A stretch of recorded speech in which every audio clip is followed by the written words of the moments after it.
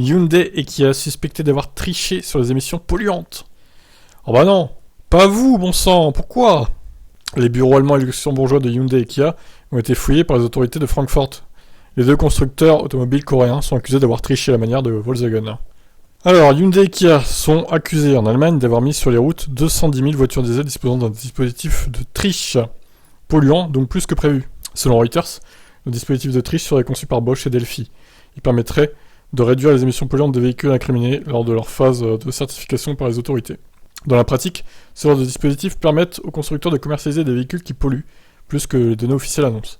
Pour le moment, on ne sait pas grand-chose de l'affaire judiciaire qui est en cours. Le procureur de Francfort a seulement précisé que les bureaux des constructeurs coréens avaient été visités dans 8 endroits différents entre l'Allemagne et le Luxembourg.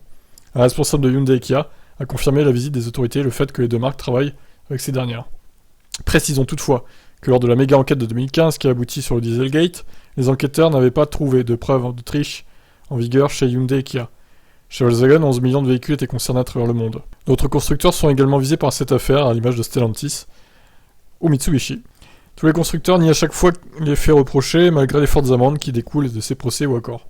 Il faudra donc attendre de la suite de l'enquête, afin de savoir si Hyundai et Kia ont bel et bien vendu des voitures dotées de mécanismes de triche au niveau des émissions polluantes. Dans le même temps, les deux marques multiplient les modèles électriques, qui n'ont pas besoin de dispositifs de triche. Oui, bon, ça c'est clair. Bon, pour éviter ce genre d'affaires à l'avenir, l'Europe a imposé la présence d'un mouchard dans les voitures qui permet de remonter de manière anonyme les consommations de chaque voiture, de quoi permettre de détecter rapidement et simplement un trop grand écart entre les données théoriques et pratiques. Ah ouais, je savais pas ça, tiens.